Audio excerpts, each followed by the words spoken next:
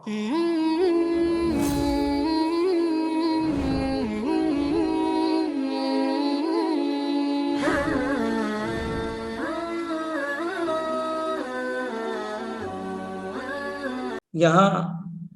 نماز کی محافظت کا، نماز کی پابندی کا حکم دیا گیا ہے، اور اس کی بڑی بنیادی حکمت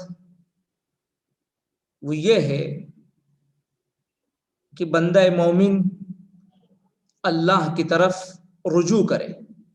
شریعت کے جتنے بھی احکام ہیں ان کا بنیادی مقصد وہ توجہ الی الحق، توجہ الی اللہ، رجوع الی اللہ ہے۔ اور ظاہر ہے کہ نماز رجوع الی اللہ میں سب سے زیادہ نمایاں اور سب سے زیادہ اہم چیز ہے۔ اس کا تذکرہ کر کر اس کی اہمیت کو، توجہ الی اللہ کی اہمیت کو بتلایا گیا ہے۔ اور ایک لطیف بات یہ بھی ہو سکتی ہے، ایک لطیف نقطہ یہ بھی ہو سکتا ہے کہ دیکھیے معاشرتی مسائل کیسے ہی ہوں، کیسی ہی پیچیدگیاں آ جائیں، کیسی دشواریاں آ جائیں، کیسی ہی زوجین کے درمیان میں نہ اتفاقی اور نہ چاقی ہو جائے، لیکن اللہ کا جو حکم ہے وہ کسی طرح متاثر نہیں ہونا چاہیے۔ نماز کا اہتمام، توجہ الی اللہ وہ کبھی چھوٹنا نہیں چاہیے، وہ متاثر نہ ہو۔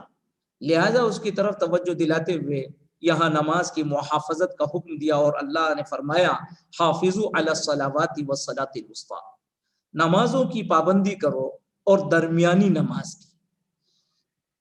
ظاہر ہے کہ حافظوا علی الصلوات والصلاۃ الوسطی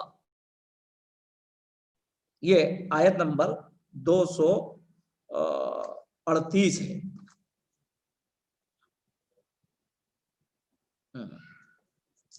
حافظوا علی الصلوات والصلاۃ الوسطی، حافظو کا مطلب یہ ہے کہ پابندی کا مطلب کی رعایت کی جائے۔ نماز میں جو سنن ہیں، مستحبات ہیں، نماز کے جو شرائط و ارکان ہیں، ان سب کا خیال رکھ کر نمازوں کا اہتمام کرو، نماز پڑھو۔ اور حافظو ظاہر ہے کہ یہ باب مفاعلہ سے ہے، جس کے اندر مبالغہ ہے، یعنی اس میں اہتمام کی بات کہی جا رہی ہے۔ ایسا نہیں ہے کہ انسان جیسے بس ایک اپنی زندگی میں کوئی کام کرتا ہے، ایک روٹین میں کوئی کام کرتا ہے، اس طرح سے وہ نماز کے ساتھ بھی یہی معاملہ رکھے۔ کہا نماز کے ساتھ یہ نہیں ہونا چاہیے۔ نماز کے اندر بڑا اہتمام ہونا چاہیے، اس پہ بڑی مواظبت ہونی چاہیے، پابندی ہونا چاہیے۔ اس کے جو آداب ہیں، اس کی جو سنن ہیں، اس کے جو مستحبات ہیں، اس کے جو ارکان ہیں، اس کی جو شرائط ہیں، اور اس کے جو ظاہری آداب ہیں اور اس کے باطنی آداب ہیں، یہاں تک کہ اس کا جو خشوع اور خضوع ہے، ان سب کی رعایت کے ساتھ نماز پڑھو۔ یہ بات کہی جا رہی ہے حافظوا علی الصلوات، اور خاص طور سے فرمایا والصلاۃ الوسطی، اور درمیانی نماز یہ واو جو ہے عطف تخصیص کا ہے۔ نمازوں کی پابندی سب نمازوں کے ساتھ اہتمام کرنا ہے، لیکن اس نماز کی طرف خاص طور سے توجہ دلائی گئی ہے کہ درمیانی نماز، اور درمیانی نماز کیا ہے؟ وہ عصر کی نماز، کہ عصر کی نماز خاص طور سے اہتمام کے ساتھ پڑھائی جائے۔ یعنی اس کی طرف جو توجہ دلائی گئی ہے وہ اس لیے کہ عام طور سے لوگوں سے جو غفلت ہوتی ہے، کوتاہی ہو جاتی ہے، وہ عصر کی نماز میں ہو جاتی ہے۔ اس لیے کہ عصر کی نماز کا جو وقت ہوتا ہے وہ انسانوں کے لیے بڑا مشغولیت کا وقت ہوتا ہے، تاجروں کے لیے اپنے تجارت کا سامان سمیٹنے کا اور دن بھر کے مشغلے سے فراغت کی تیاری کا وقت ہوتا ہے۔ تو کہا کہ یہ وہ نماز متاثر نہ ہونے پائے، اس لیے اس کی طرف توجہ دلائی گئی۔ اور صلاۃ وسطیٰ سے جو میں نے ابھی آپ سے ذکر کیا کہ عصر کی نماز، یہ کہ اس کے سلسلے میں جو اقوال ہیں علماء کے، وہ بہت سے متعدد اقوال ہیں۔ کسی نے اس کو کہا کہ نہیں یہ مغرب کی نماز ہے، کسی نے کہا ظہر کی نماز ہے، بلکہ اقوال تو اتنے ملتے ہیں کہ کسی نے اس کو عشاء کی نماز بھی اور فجر کی نماز بھی ثابت کیا ہے۔ اور یہ سب باتیں اپنی اپنی جگہ پر دلائل سے لوگوں نے ذکر کی، لیکن سب سے زیادہ طاقتور اور قوی دلائل جس کے ہیں وہ یہ ہے کہ صلاۃ وسطیٰ سے مراد صلاۃ العصر ہے۔ بخاری شریف کی روایت بھی ہے کہ حضرت رسول پاک صلی اللہ علیہ وسلم نے غزوہ احزاب میں جب آپ کی نماز جمع کا چھوٹ گئی مشغولیت کی وجہ سے، تو اس وقت حضرت نے جو فرمایا تھا وہ یہی تھا، شغلون عن الصلاۃ صلاۃ الوسطی، یا شغلون عن الصلاۃ الوسطی یعنی صلاۃ العصر، کہ ان لوگوں نے ہمیں صلاۃ وسطی سے یعنی صلاۃ عصر سے مشغول کر دیا کہ ہم اس کو نہ پڑھ سکے۔ ملا اللہ بیوتہم نارا، حضرت نے یہ الفاظ ان کے لیے فرمائے۔ تو اللہ کے رسول صلی اللہ علیہ وسلم کی گویا کہ اس وقت عصر کی نماز قضا ہو گئی تھی۔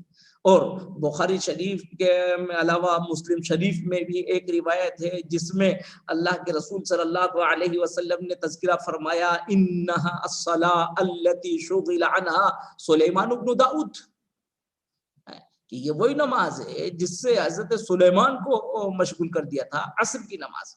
تو بہرحال یہ عصر کی نماز کا خاص طور سے اہتمام کیا جائے۔ وقوموا للہ قانتین، اور اللہ کا حکم یہ بھی ہے، وقوموا للہ، کھڑے ہو جاؤ، للہ اللہ کے لیے، یعنی اللہ کے حضور، اللہ کے سامنے کھڑے ہو جاؤ۔ کہاں؟ فی الصلاۃ، نماز میں۔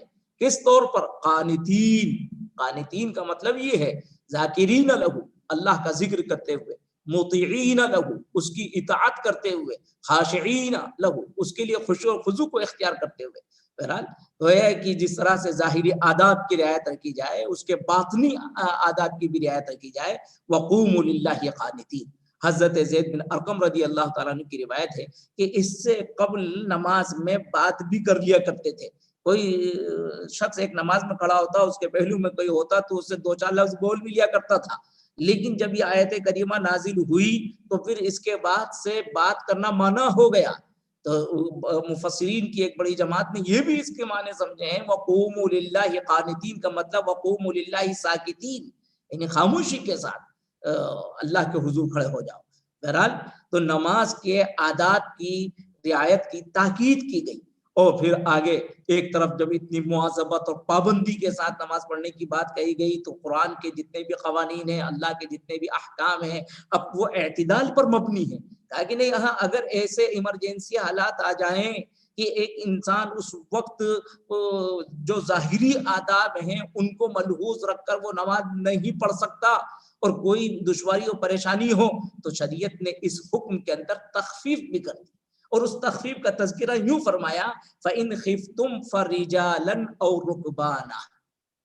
فَإِنْ خِفْتُمْ، پھر اگر تمہیں اندیشہ ہو، دشمن کا اندیشہ ہو اور کوئی حالات ہوں جس کی وجہ سے تمہیں کوئی اندیشہ ہو، اپنی جان کا کوئی خطرہ ہو، فَرِجَالًا أَوْ رُكْبَانًا، فَرِجَالًا یہ منصوب ہے، یعنی فَصَلُّوا رِجَالًا،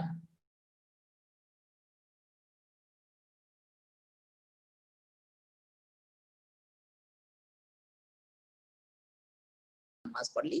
تو یہ شریعت نے جب ایسے حالات آ جائیں، جان کے لالے پڑ جائیں، انسان کے لیے اللہ کا حکم ادا کرنا ذرا مشکل ہو جائے، تو جس شکل میں بھی آپ کر سکتے ہو، اگر آپ کھڑے ہیں تو آپ میدان جہاد میں کھڑے کھڑے آپ نماز پڑھ لیجئے، دشمن کے سامنے آپ کھڑے کھڑے آپ نماز پڑھ لیجئے، یا کھڑے کھڑے ہوگا، چلتے پھرتے نماز نہیں پڑھی جائے گی، اپنی جگہ پر کھڑے ہو کر آپ نماز پڑھ لیجئے۔ اور رکبانن یہ کہ سواری کے اوپر آپ ہیں اور سواری چل بھی رہی ہے تو ٹھیک ہے، اس سواری کے اوپر آپ نماز پڑھ لیجئے۔ رکبانن سوار سے نیچے اترنے کی ضرورت نہیں ہے، اگر آپ کو حالات اس بات کی اجازت نہیں دیتے ہیں تو آپ ایسی صورت میں نماز پڑھ لیجئے۔ رکوع سجدہ اس صورت میں آپ اشارے سے کر لیجئے، جب آپ اگر زمین پر نہیں کر سکتے ہیں تو شریعت آپ کو یہ اجازت دیتی ہے، اس کی طرف اشارہ کر دے گا، فَإِنْ خِفْتُمْ فَرِجَالًا أَوْ رُكْبَانًا فَإِذَا أَمِنْتُمْ، اور جب تم مامون ہو جاؤ، یعنی خوف تمہارا زائل ہو جائے، فَذْكُرُوا اللَّهَ، تو اللہ کا ذکر کرو، كَمَا عَلَّمَكُمْ، جیسا کہ اس نے تمہیں سکھلایا ہے، مَا لَمْ تَكُونُوا تَعْلَمُونَ، جس کو تم نہیں جانتے تھے، یعنی نماز کے جو طریقے بتلائے گئے ہیں ان طریقوں کے مطابق، جو آداب بتلائے گئے ہیں ان آداب کے مطابق اب آپ نماز پڑھیے، تو یہ اللہ کا حکم ہو۔ بہرحال یہاں نماز کا تذکرہ احکام شریعت کے معاشرتی مسائل کے درمیان میں نماز کا تذکرہ وہ بہت ہی معنی خیز ہے۔ اس سے ایک بات تو یہ معلوم ہوتی ہے کہ نماز کا اہتمام کیسا، نماز کا اہتمام ہونا چاہیے۔